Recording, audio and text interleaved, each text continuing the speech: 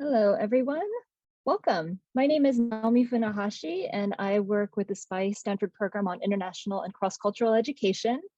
I see that many of you are joining from all across the country and also from Japan, so thank you so much for taking the time to join us. We are thrilled to invite you to this webinar, this very timely webinar today that we are hosting. This is co-sponsored by the Stanford Center for East Asian Studies, CEAS, and also the National Consortium for Teaching About Asia, NCTA. So we're thrilled to bring this event to you along with our partners. Today, we are going to be joined by Professor Ethan Segal. He is Associate Professor of History and Chairperson of the Japan Council at Michigan State University. He earned his PhD at Stanford and was a Fulbright Scholar at the University of Tokyo. Topics of his research include pre-modern economic history, nationalism, women's and gender history, popular culture, and history education. His first book on medieval money and markets was published by Harvard in 2011, and you can find his many articles and reviews in a variety of journals online. More recently, you may have seen Professor Segal as one of the historians interviewed for the Netflix series Age of the Samurai. Before I pass the mic over to him, I just wanted to share a little bit more about SPICE. We are part of the Freeman Spogli Institute for International Studies here at Stanford University. And we work primarily in three areas. We do online teaching to students directly, primarily high school students at the moment in the United States and in Japan and also in China. We also do quite a bit of curriculum development, trying to find ways to apply a lot of the content on global issues in ways that are accessible and helpful for teachers to improve their understanding of global issues in the world, and also in terms of how to present it to their classrooms. And we also try to focus our efforts on teacher professional development, and that's why we're all here together today. So this webinar today is focused obviously on the Olympics. And although so much of the 2020 Tokyo Olympics 2021 has been in flux due to the pandemic, I'm sure that your students, your families, your friends will likely watch at least some of the events during the Summer Games, which are slated to begin in just a couple of weeks. And so we're really thrilled to have Professor Segal here to help us consider how we as teachers might use the Olympics to introduce topics from Eastern history. So today, Professor Segal will be exploring the many meanings of the Olympics for China, Japan, and South Korea, from displaying recovery to promoting democracy. And we're also just really looking forward to an engaging session with him that will hopefully provide useful background information and content, help us rethink some old assumptions, and also highlight some connections that you as teachers can use in bringing the Olympics into your classrooms. So I'll go ahead and pass the microphone over to Professor Segal now. And if you have questions that you'd like to ask, we do have the Q&A box that you can click there in the panel, the menu bar there, and then we'll have some time at the end for Q&A. Okay, so I'll go ahead and pass the microphone over to you, Professor Segal. Thank you so much for joining us today. Great, thank you so much for having me. Thank you, Naomi, for the very generous introduction. And thank you to SPICE, to CEAS, and to NCTA for sponsoring this talk and making it possible. I'm very excited to share some of these ideas and thoughts with you with a talk I've called More Than Sports, Using the Olympics to Teach Modern East Asian History. Okay, can you see my screen okay?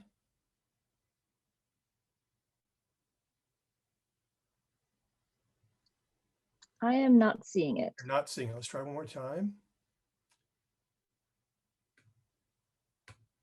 How about now? Yes.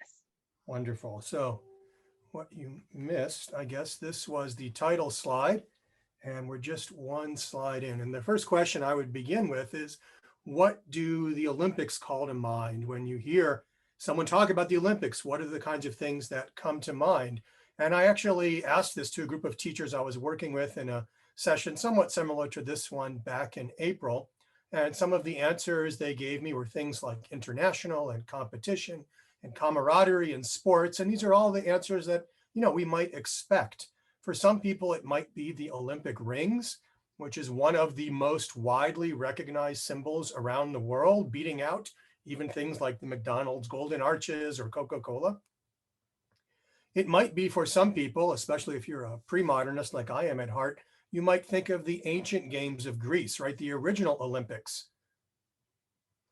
Others might think of the sporting events, right? You see here various scenes of athletes in action during the summer games, or of course during the winter games as well. For some people, it might be the medals. We all know, right? Gold, silver, bronze.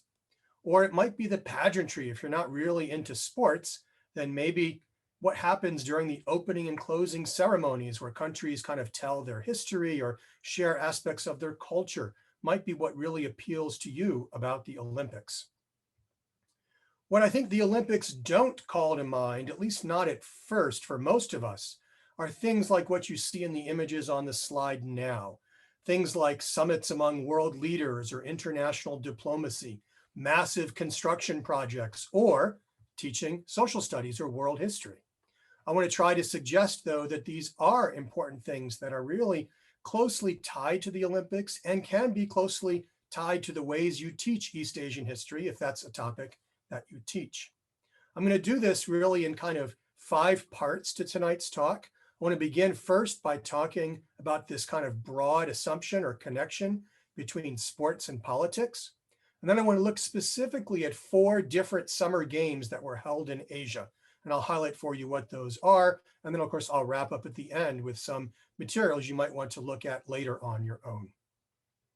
So let's get started then. Why do we think of the Olympics as being primarily about sport and separate from politics? Well, there are some good reasons and some historical reasons for the way we think about this. First of all, if you were to look at the history of the Olympics in ancient Greece, you would discover that when the games were first formulated, the states of Greece, states like Sparta and Athens, they actually held a truce during the time of the games so that ordinary conflicts between those various states, which often were at war with each other, would be put in abeyance so the athletes could travel safely to the site of the Olympic Games. In addition, when we think about the history of the modern Olympics, we see similar kinds of ideas. So the gentleman you see there on the bottom left, Pierre de Coubertin, considered the father of the modern Olympics by many, really idealized ancient Greece and admired the Olympics for many reasons, including the idea that there would be this truce so that people of all nations, including those who in other times would be enemies, could gather safely on the field of play. Or you see there on the bottom right, Avery Brundage, who at least so far is the only American head of the IOC, the International Olympic Committee. He was its president, you see there, during the years of the Cold War. His nickname apparently was the Iron Chancellor of Amateur Sport, and he regarded himself as the last true defender of a strict separation between sports and politics. And he frequently insisted on the importance of shielding amateur sport from political manipulation. You can find evidence of this kind of thinking in the Olympic Charter. And let me emphasize this, as most of the images I'm showing you tonight were all things I just pulled off of the web. So if you go to the main Olympic website, you will find this Olympic Charter there if you ever wanted to look at it yourself or look at it with your students. And you will see kinds of things here, like the goal of the Olympic movement is to contribute to building a peaceful and better world by educating youth through sport. Or the fundamental principles of Olympism, which include things like social responsibility, respect for universal fundamental ethical principles, preserving human dignity, applying political neutrality. I'm not going to highlight all of these, but you get the idea. It very much seems to be a movement that is about peace and international understanding.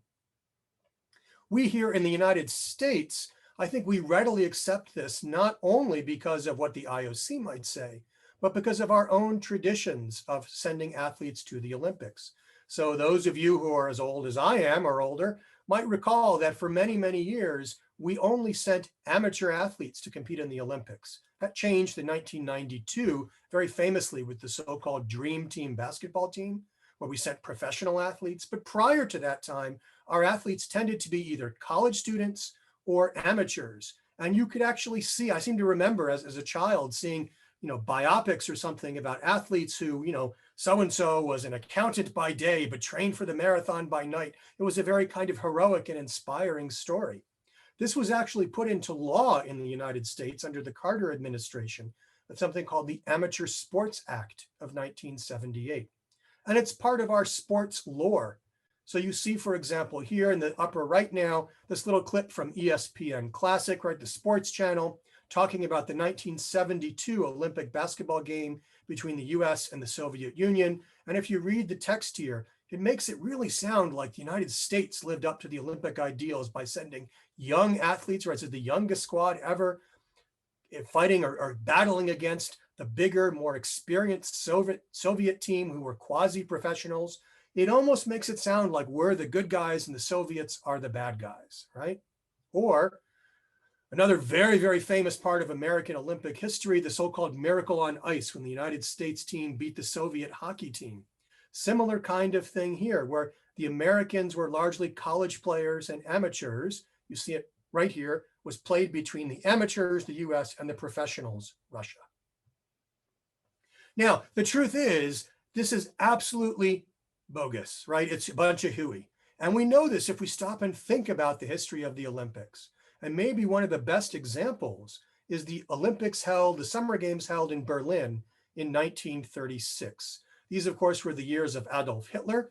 The Olympics had been awarded to Weimar Germany, so pre-Hitler, in 1931. But as you may recall, in 1933, Hitler came to power. He actually was elected to his office.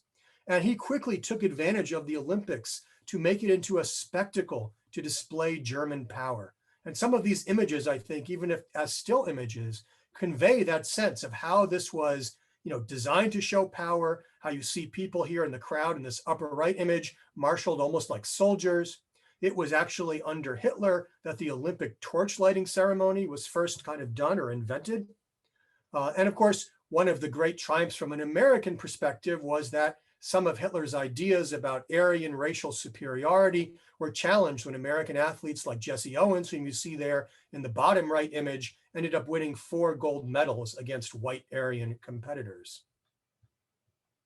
We saw again in Mexico City in 1968, something that's been talked about a lot in recent times as Black Lives Matter and other movements have become more popular. But in 1968, way ahead of Black Lives Matter, 2 American athletes who won gold and bronze, Tommy Smith and John Carlos, raised their fists with black gloves at the the medal presentation. This at the time was considered a huge scandal, and the 2 men were basically excluded from any further Olympic commemorations for many, many years. It's only in recent times that their reputations have kind of been resuscitated by those in the Olympic community. Another much more tragic event in 1972 at the Games in Munich, Germany, when a group of Palestinian terrorists broke into the Olympic Village, captured a number of Israeli athletes, and by the time the event was resolved, 11 Israelis and 5 Palestinians were left dead. A great tragedy, and you see the political cartoon there at the bottom, the idea of someone holding a machine gun and about to kill these 3 athletes labeled the spirit of the Olympics. Moving a little closer to contemporary time, certainly within my memory anyway, the boycotts in 1980 and 1984, first by the United States and then by the Soviet Union. The initial boycott in 1980 was in response to the Soviet invasion of Afghanistan. And this was very controversial at the time, because although I think everyone would have agreed that the Soviet invasion of Afghanistan was something to be condemned, not everyone agreed that the athletes should be denied their chance to compete at the Moscow Olympics. After all, if you're an Olympic athlete, you're training and preparing for a once in a 4-year opportunity. That window of time is pretty small, and there were a lot of athletes who were really, really upset at losing out on their chance. Of course, the Soviet Union then retaliated in 1984 when Los Angeles was the host city. And keep in mind that these are the years of the Cold War. So we're not just talking about the United States and the Soviet Union, but the United States and its allies, the Soviet Union and its allies. So there really was a tremendous impact on both host cities. More recently then, the 2008 Beijing Olympics, where, as I'll talk about in more detail later in this presentation, There were many in the West who thought the Olympics should be moved from Beijing or that it should be boycotted because of what they saw as human rights violations or misdeeds by the Beijing government, be they in Darfur, in Tibet, or in other places. And you see this political cartoon suggesting the parallel bars are the bars of the jail cell, or the rings being the manacles that hold the prisoner against the wall. There are, of course, other kinds of controversies that surround the Olympics. And this is nothing unique to Beijing, but it was one that came up in 2008. The idea, at least according to this news report, that more than 1 million people would have to be relocated in order to construct all the various stadiums for the Olympic Games. Now, the Beijing government says this number was hugely exaggerated. In fact, you'll see in this article, they say only 6,000 some people were displaced. I would guess the truth probably lies somewhere in between. Another major controversy that goes from games to games are the cost. And the most famous example were the Montreal Olympics of 1976, which left Montreal and Quebec $1.5 billion in debt, a debt they only finally paid off in the early 2000s. And those kinds of debates continue to be discussed. This was a news article then from the 2014 Sochi Winter Olympics in Russia. Now, I don't want you to get the sense that everything about the Olympics is bad. There are, of course, lots of success stories as well. One of them was the Los Angeles Games of 1984, which actually turned a profit, came in well under budget and turned a profit for its city. It was considered a very well-run games. And this was in large part accomplished because Los Angeles used many existing venues, right? The sports stadiums, I'm sure, of schools like UCLA and USC, and the Los Angeles Rams and Los Angeles Lakers and teams like this, rather than build new stadiums from scratch. Or most notably for our discussion of East Asia tonight, the efforts of the Olympics to try to help improve relations between North and South Korea. So many of us, I'm sure, recall the 2018 Pyeongchang Winter Olympics from South Korea, when in this very moving moment, the North and South Korean delegations marched into the stadium together under a unified flag. That's the flag you see here, the white field with the kind of UN blue peninsula united by no political boundaries, right? This wasn't the first time it had happened. The two delegations had first marched together at the Sydney Games in Australia in 2000, but it was considered especially meaningful because it took place on Korean soil. That gives you a little introduction then to this broad picture, I hope, of the ways in which sports and politics, international relations, and the Olympics are all so closely tied together. I want to spend the rest of my time then talking about 4 specific summer games. So you see here on the screen a list of all the Olympics that have been held or are scheduled to be held in Asia. The bottom 2, Tokyo 2020 and Beijing 2022, of course, haven't happened yet, though Tokyo 2020 is only a couple of weeks away. But the top 6 there are all the games that have already happened. And I'm going to talk about the ones that you see in color there, the summer games, and suggest ways in which they might fit into the ways you teach East Asian history. So let's start with the 1964 Tokyo Summer Olympics. You see here some of the ways in which these games have been remembered, widely regarded as a great success. But let's try to understand why. So a little bit of background to 1964. Japan, of course, was the first non-Western nation, and we're talking now 19th century, to modernize, industrialize, become a colonial power and more. And that's a story that, not part of the Olympics, but certainly noteworthy for those of us who teach world history. But even with these successes, Japanese leaders always seemed a little unsettled about their recognition as a great power. This, of course, was one of the reasons they sought for colonies, and we could discuss a reason that may have led to Japan's involvement in World War II. Now, Japan, one way the Japanese sought to help earn that or to have that validation was by being appointed host of the 1940 Olympics. But of course, that Olympics never happened. It was canceled when Japan and China went to war. It was actually moved, rather, when China and Japan went to war. It was moved to Helsinki, Finland.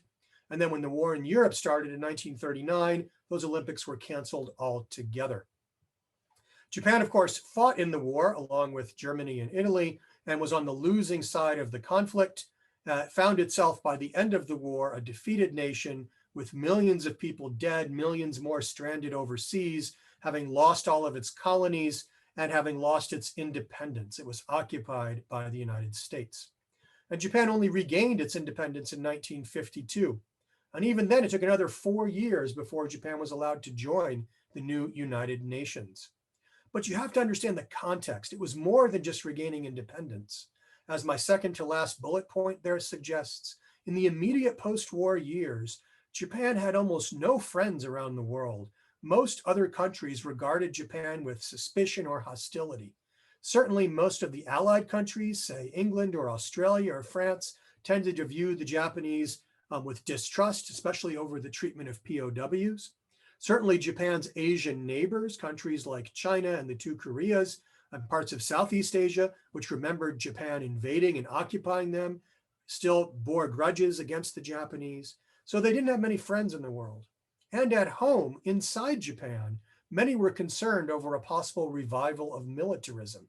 So this made it very hard for the Japanese government to take any actions that might be seen as promoting itself or promoting a sense of nationalism. But what was the great exception to that was the Olympics. Japanese leaders realized the Olympics were an opportunity to help improve Japan's national image, both at home and abroad. It was a huge investment in order to make these Olympics happen. You see there the monetary figure. It involved not only building stadiums, but also building new roadways, subways, ways to transport people from the airports into the heart of the city, and was accompanied by a huge campaign to clean the city up. This involved polishing of streets, teaching people better habits, so no spitting in public, and a new emphasis on no urination in public and things like this. It also involved, for the first time since the war, the government was able to promote exercise. This was new because during the wartime years, when the government did promote physical fitness, it was seen to be in the context of raising young men to be soldiers. But this now was a new kind of clean slate, a way for the Japanese government to promote health and physical fitness without it being associated with war or the army. A more symbolic symbol of recovery was the creation of the Olympic Village in a neighborhood known in the occupation years as Washington Heights. Now, this district in the city of Tokyo in the 1930s had been a military parade ground. And in the 1950s had been where some of the best US occupation housing had been built. But that was all torn down. So symbols of war and symbols of occupation were replaced with instead this new Olympic Village where people from all over the world could interact with each other as friends. And lastly, again, a very symbolic but meaningful way to mark Japan's recovery. The gentleman you see in the two images there on the slide, Yoshinori Saka, a young man, actually a member of the Waseda University running club, was the final torchbearer. And he was chosen mostly because he had been born just outside the city of Hiroshima on August 6th, 1945, the day the atomic bomb was dropped on that city. And yet here he was, this healthy, physically fit young man, kind of showing that Japan had endured all these challenges and had prevailed, had come through as a new, peaceful, and rebuilt nation. We saw at these Olympics innovative architecture. You see probably the two most famous sets of buildings. On the left, the Budokan, where the martial arts events were held. It's the top image here is the Budokan. It's modeled after a building at Horyuji Temple in Nara, a building that dates to about the 8th century called the Hall of Dreams. You recognize the similar 8-sided roofline there, right? And of course, after the Olympics, it became a concert hall. So you might recognize some of these artists who performed at Budokan. Or the Olympic Gymnasium and swimming pool at Yoyogi, still in use today, still scheduled to be used for the 2020 Olympics. We also saw the advent of groundbreaking technology, the most famous example of which was the so-called bullet train, the Shinkansen, which was remarkable, launched just 9 days before the start of the Olympics, designed to help take tourists from Tokyo, the capital, and of course where the games were being held, to the ancient capital of Kyoto, so they could be tourists and see all the sights.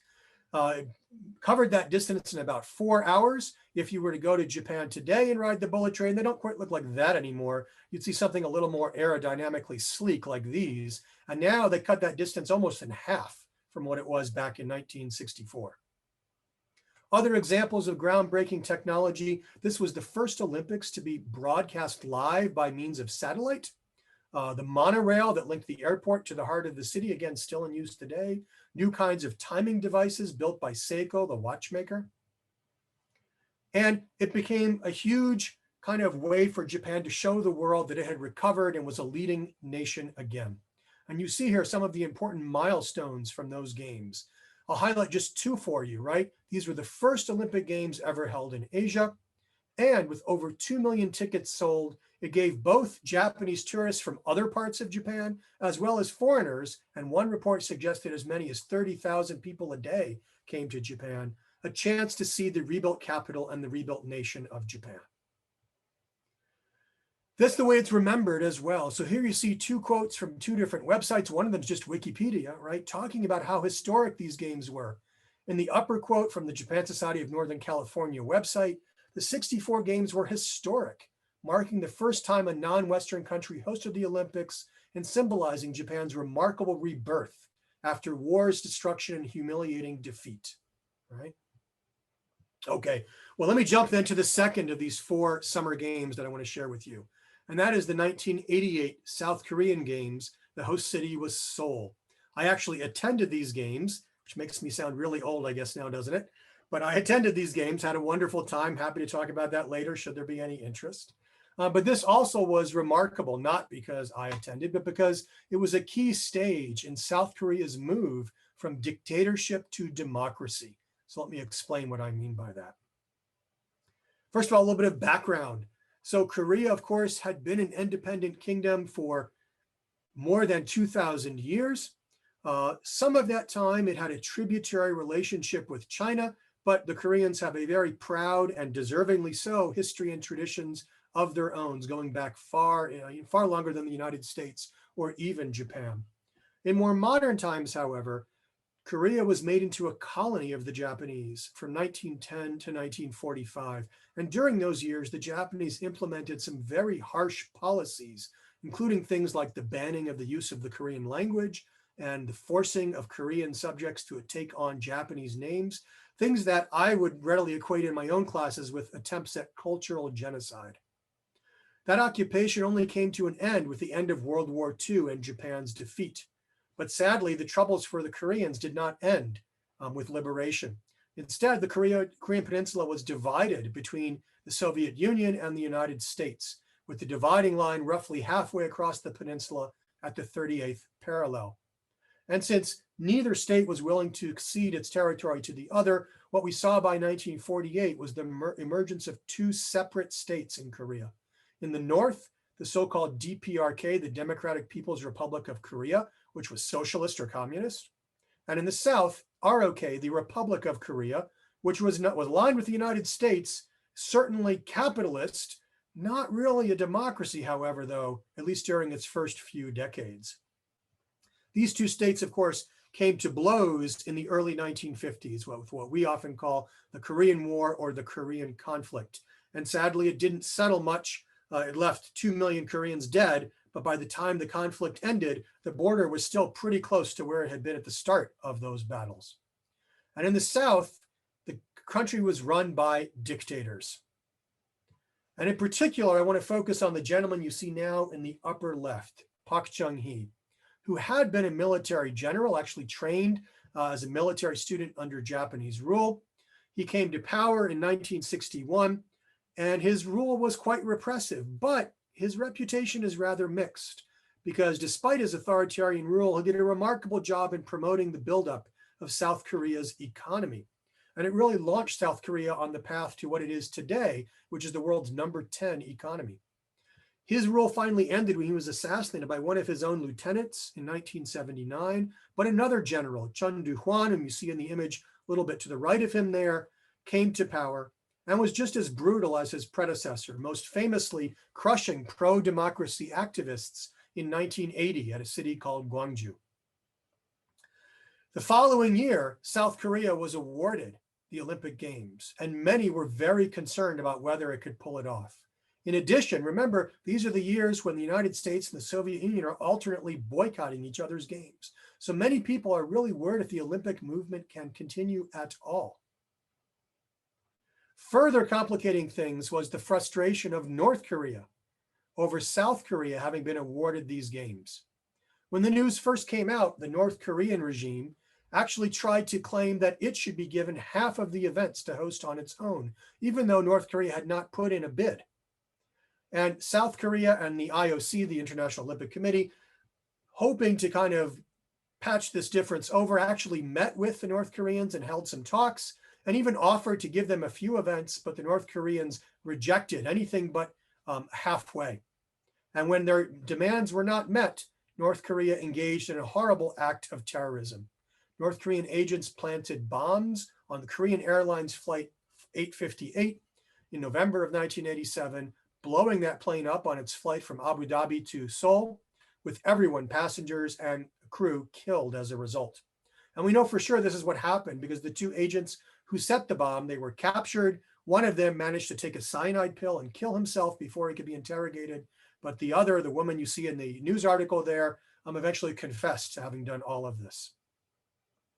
Now, in spite of all of these challenges, Seoul pulled off what is widely considered to have been a very successful Olympic Games. You see there images that Americans would have seen in the media had you been paying attention to the Olympics back in 1988. The amazing feats of athletes like Flojo and Jackie, or Carl Lewis, the Canadian runner who set a world record, though it was discredited because there was charges of doping involved, or the American diver Greg Louganis, you see there in the image on the far right. South Korea did very well as a team. You see there its medal count came in 4th place in terms of gold medals and 5th place in terms of overall medals. This was a remarkable Olympics for a number of reasons. One of them being, of course, it was the first Olympics in 12 years in which both the United States and the Soviet Union and their allies participated. Despite North Korea's efforts to get the Eastern Bloc countries to boycott the Olympics, they were unsuccessful. And in fact, established good ties, not just for sports, but for diplomacy, for trade, and other things with South Korea as a result of these games. And South Korea really helped improve its world image. So this was, many people at the time called it the coming out party for South Korea, and it does indeed seem to have been that. But the most important point, I think, is that these games helped the South Koreans move towards democracy. So you remember I talked about how in 1980, the government crushed pro-democracy protesters. Well, there were again protests in 1987 when Chun Doo-hwan, that military general dictator I mentioned earlier, announced that rather than hold elections, he was going to hand power off to yet another general. And people took to the streets, as you see in this photograph here.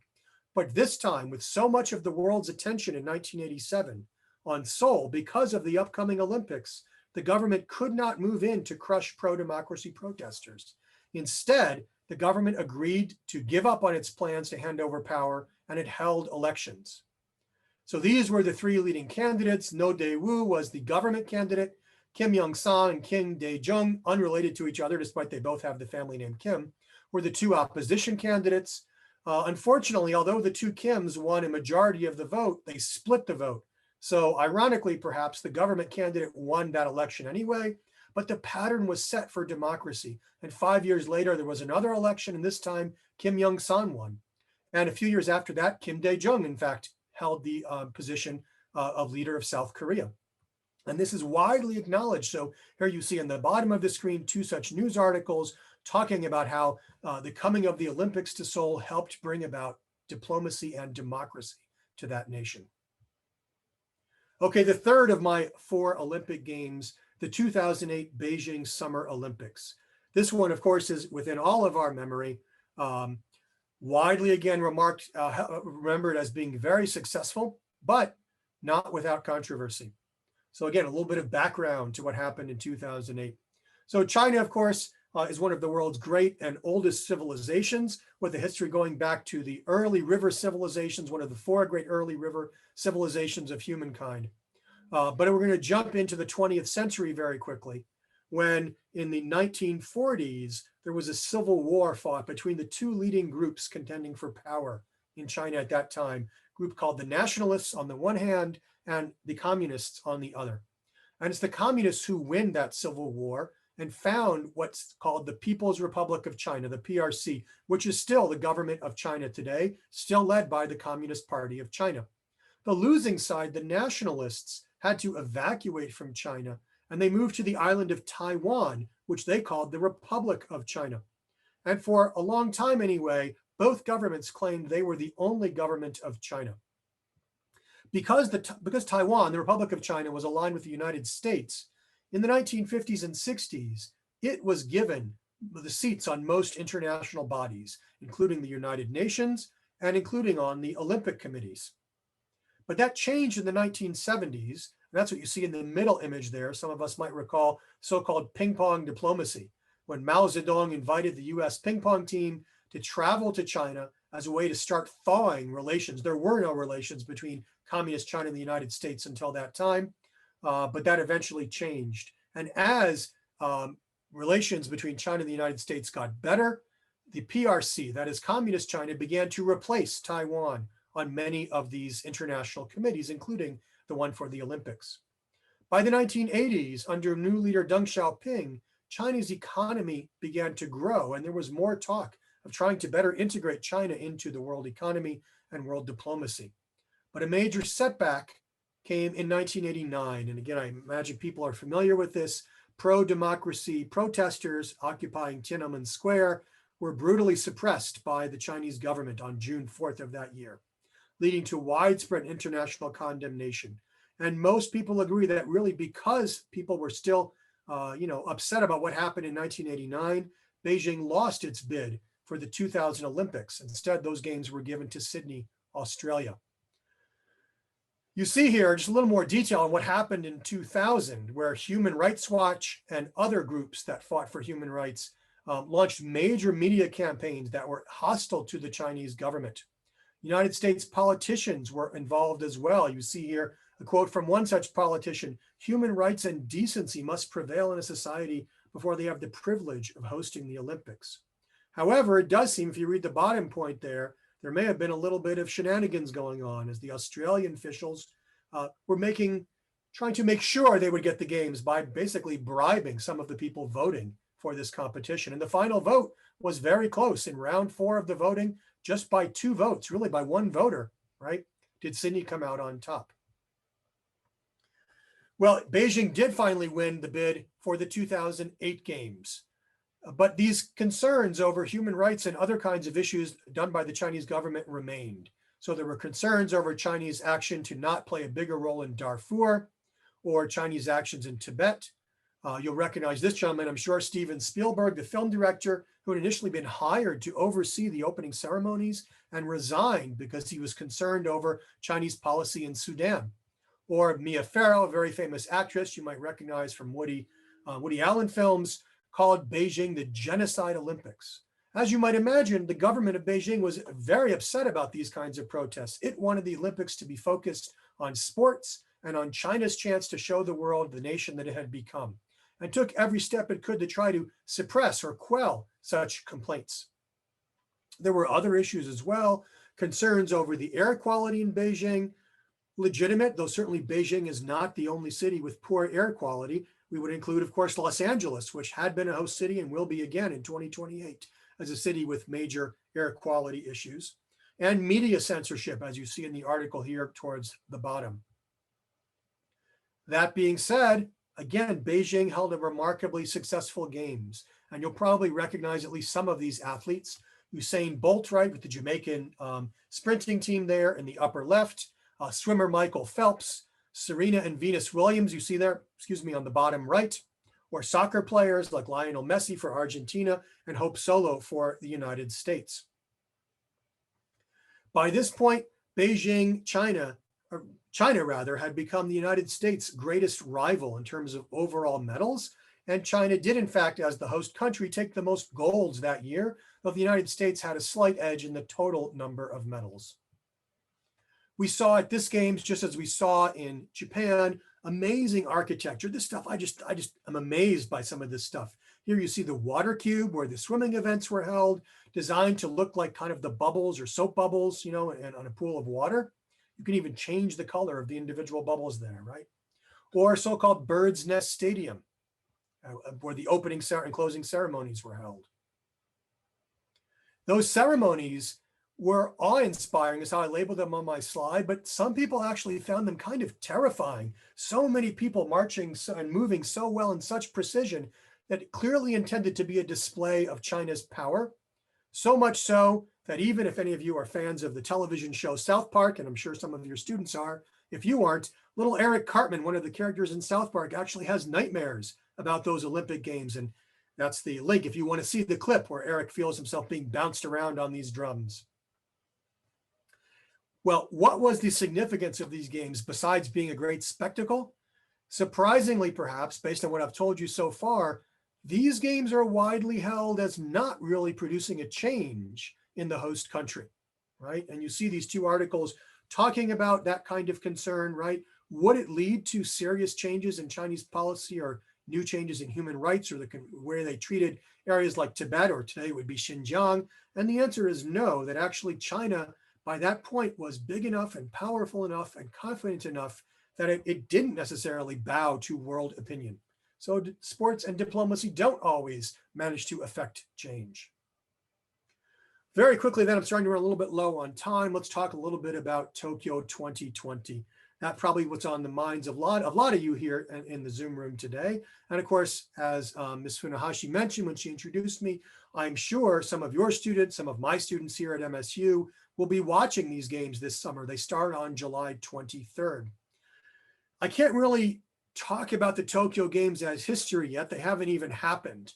But I can share a little bit of information about what's happened so far, and it's certainly been a troubled story. Here you see an image I took back in April of the torch being carried right throughout Japan. And even from this image, I mean, I didn't choose it for this reason, but the fact that it's kind of clearly a gray and rainy day, and more importantly, maybe you can see that in the people along the street, there are not very many people out there to watch this event, suggests already that, you know, this Olympics has had a lot of trouble.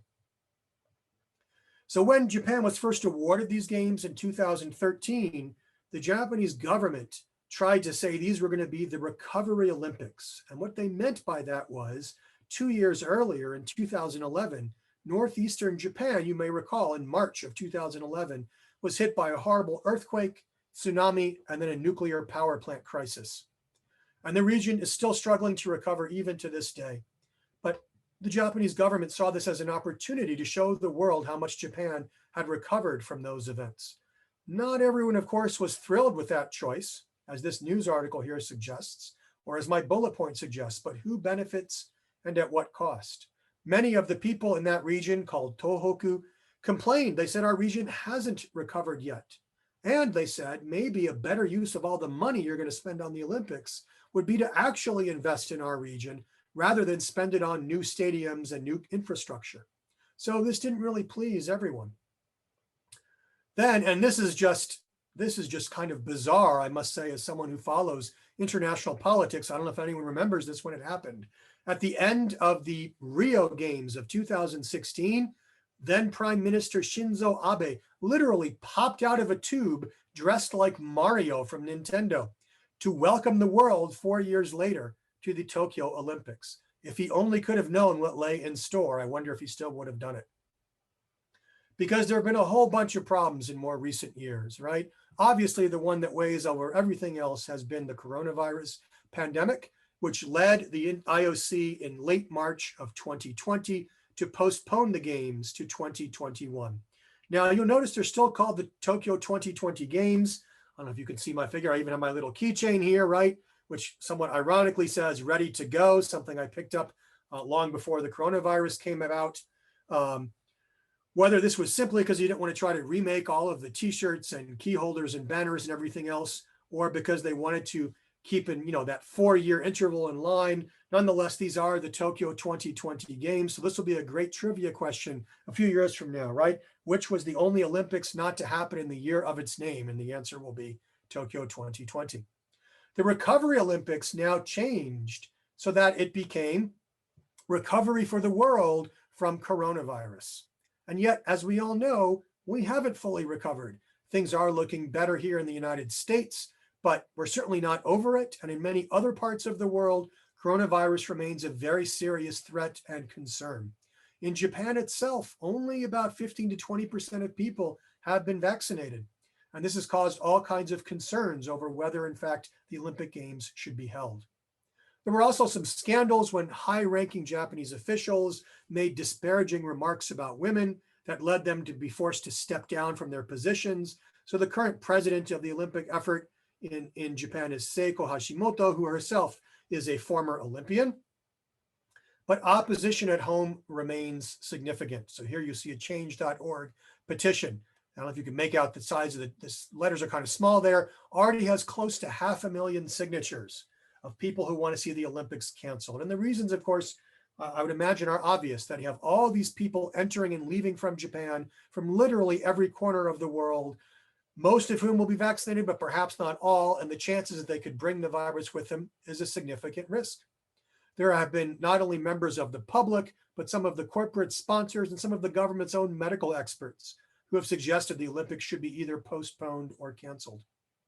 In addition, there are concerns that vaccines have been given to athletes ahead of more vulnerable populations, people who are elderly, who have other underlying medical conditions. That doesn't mean they won't still get it, but the delay could cost lives in some cases. And most recently, and this is just from today, right?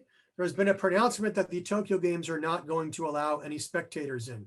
As of last month, there were no foreign spectators, but they were still going to have about 50% capacity of domestic spectators. Now it seems there will be no spectators at all.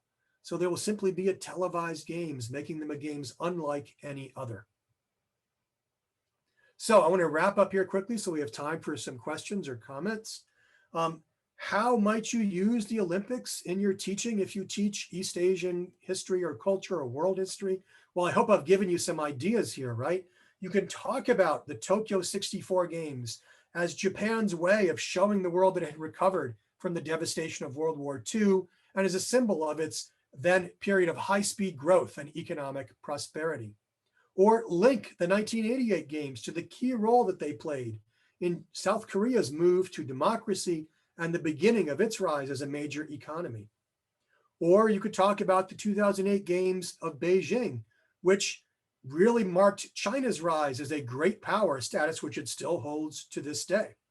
Or perhaps talk about it as an example of the limits of international diplomacy as a means of changing domestic policies. Tokyo 2020, of course, the story is not yet written. It isn't history yet, but I imagine at some point we're going to talk about these games as a major turning point, whether for good or ill, in the world's battle against the coronavirus. A final way, of course, you might choose to use some of this material would be in a broader conversation about the connections between sports and politics, which, as I suggested at the beginning of my talk, is not something we normally link with each other. Though for our students, I wonder if they'll have the same reaction that you or I might. After all, students today see athletes like NBA basketball players or tennis star Naomi Osaka speaking out about Black Lives Matters and other important issues. So perhaps in our students' minds, there's a more natural link there than there is for us. My last couple of slides then, where might you find more information? So there is a lot available online. Of course, if you go to the IOC website, the International Olympic Committee's website, they have a lot of resources, including great pictures and histories of the various games. So you could look up the Tokyo 64 Games or the Beijing 2008 Games to get their version of the history. Of course, it's a little laudatory, as you might expect. You can find other sources as well. The Japan Society, for example, has a really helpful page about the 64 Olympics. Or the Council on Foreign Relations, which you see here on the right, has a number of resources, including one from just last month about why Tokyo is hosting the Summer Games despite COVID, or a background piece not specific to Asia, talks about the economics of hosting the Olympic Games. You can, of course, find all kinds of great books out there, many of which you might be able to borrow through your local library that talk about the various Olympic Games. Or there's, it's a dated video series, but it still contains a lot of great information called The Pacific Century. You can find it available to view for free on YouTube. The video quality is not great, but it's okay. And the episode of this series called The Fight for Democracy talks about South Korea and this push for democracy and the connection to the Olympics, among other topics. Well, that's kind of a whirlwind tour through 4 different Summer Olympic Games. I hope it was interesting and maybe gave you some ideas you might use in your own classroom. Thank you so much for your attention. I'd love to talk about some questions.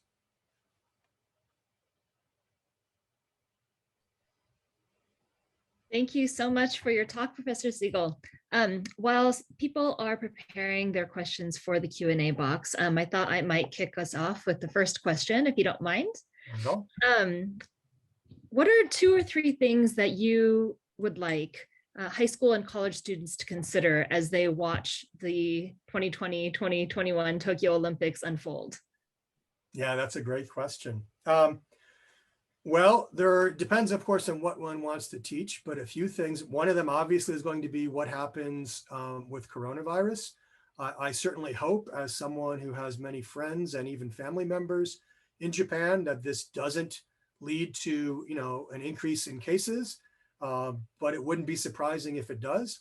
There's also the possibility that even if things are okay in Japan, that athletes or members of their teams, trainers or whatever, returning to their home countries could bring coronavirus with them. So it's going to be a real test for the world in terms of how ready we are to move on from this pandemic.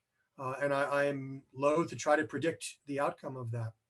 Another thing to watch would be the way the various delegations interact with each other. There's certainly still expected to be, a leading medal rivalry between the United States and China. That's probably not going to change. You obviously you always want to be aware with the Olympics that certain countries are at a disadvantage if they come from a radically different time zone or different hemisphere. So these kinds of things play a part in the results and the outcomes.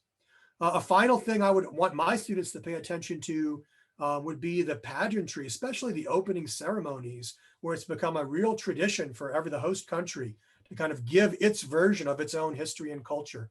And these are really fascinating to see how countries depict their own history. And they're a lot of fun to watch too, so students will enjoy that kind of assignment. Great, thank you. There was a question posted in the Q&A. If you plan to share your PowerPoint somewhere, or if you would be interested in serving as a guest speaker for another event, I think on the same topic. I would be delighted to be a guest speaker for another event. So whoever posted that question, perhaps we can talk later. I'd be happy to consider that. Let's see, and another question, if you had a chance to take your students to the Olympics, to the upcoming games, which event would you take them to and why? Wow, that's a great question. So I can tell you, I actually had, my family and I had tickets for the Tokyo 2020 games. We ended up turning them in for refunds when we found out that foreign spectators were not going to be allowed to attend. It's really hard to get Olympic tickets, at least it was for the Tokyo games. I don't know if anyone else in the room here tried. You had to enter a lottery system. My daughter and I both created accounts, and we logged in at the beginning of the window of time, and I found myself number 5,700 something in line. So it was quite challenging, but we had tickets for women's basketball, men's diving, and beach volleyball, mostly because those are what we could get. Personally, if you're asking me what I would choose to get, I would go for gymnastics, not only because it's a great sport, but because my daughter is and was a gymnast. So it means a lot to our family.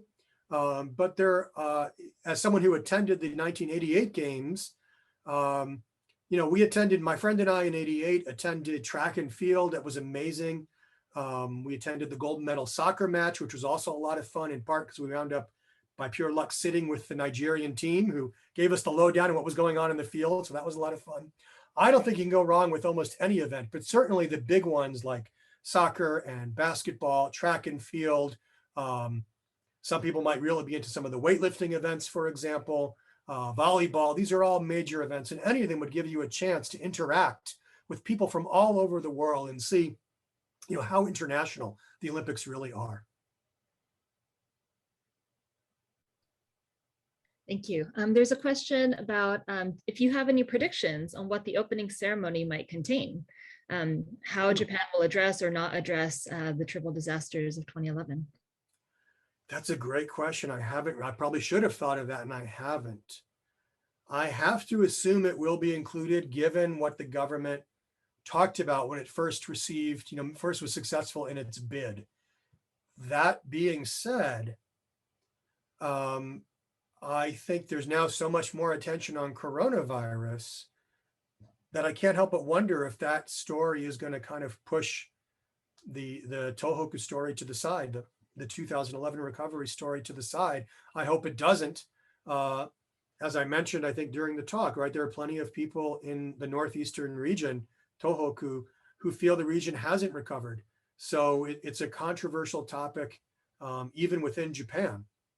And yet I'm sure the government will want to somehow talk about that.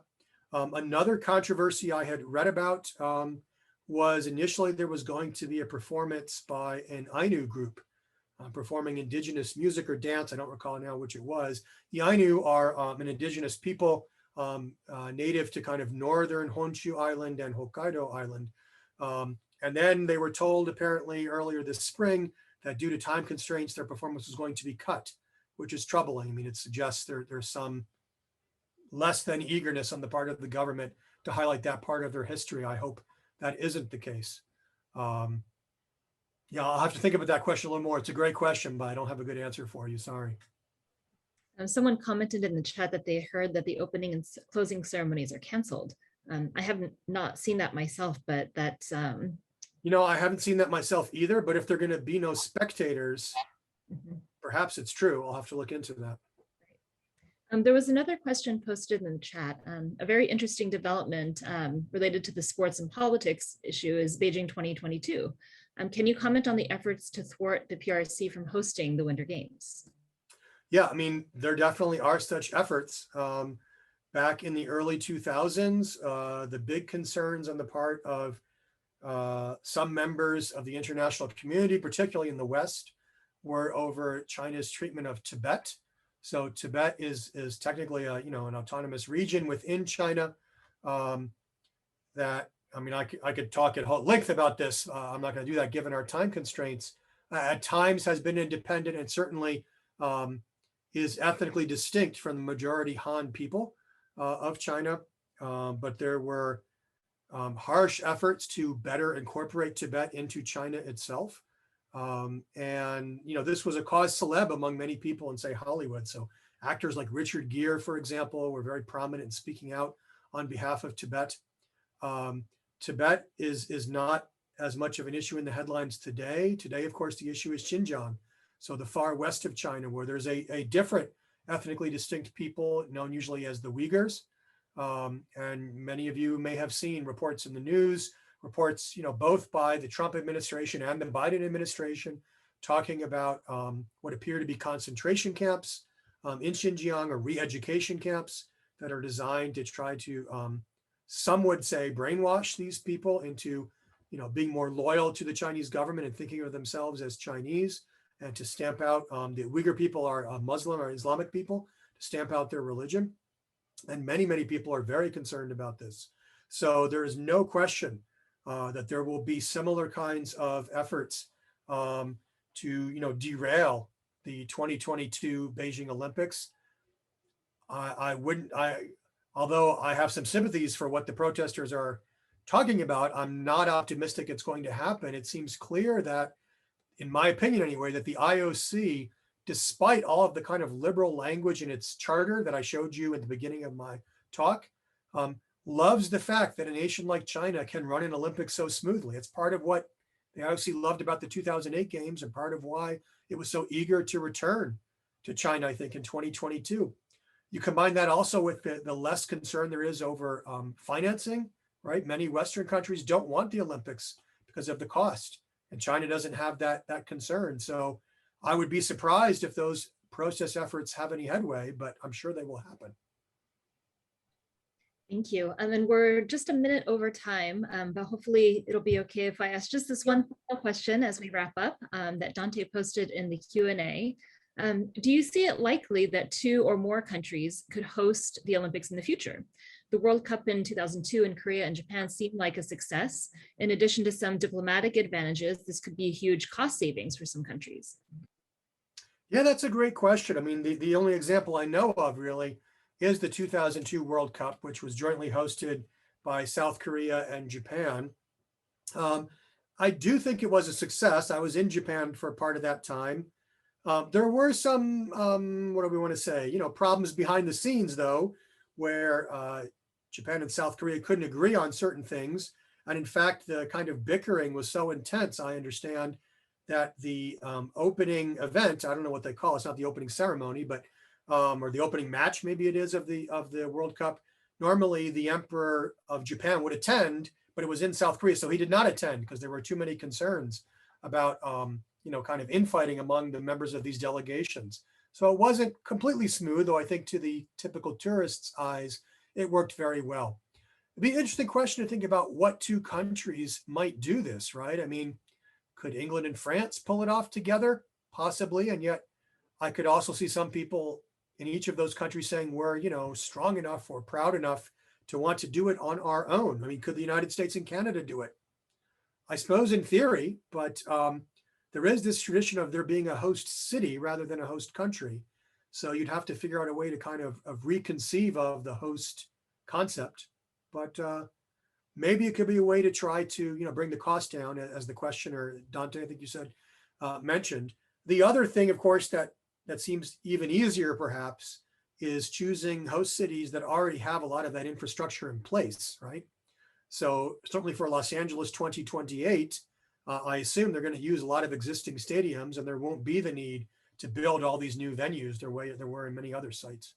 The problem, of course, then is it makes it hard to rotate the games around the world as the tradition has been. So it's a tough question. Right. Well, thank you so much for taking a few minutes over time today and for your wonderful presentation. You've given us all a lot to think about as we lead into the next couple of weeks as we ramp up for the Olympics to start on, I think it's July 23rd, right? So coming up pretty quickly, and a lot of attention will be on these Olympic Games and seeing sort of how they pan out and how things turn out with COVID and a lot of other issues. So thank you so much, Professor Segal. A note to the attendees today, this is being recorded. So if you weren't able to catch all of it, I know some people had to drop off earlier. It will be posted on the SPICE website. But thank you all so much for spending this hour with us today. I look forward to the Olympic Games. Professor Segal, I'm sure that you do too. Thank you so much, everyone, for joining us. We appreciate it. Thank you, everyone. Thanks for bringing me.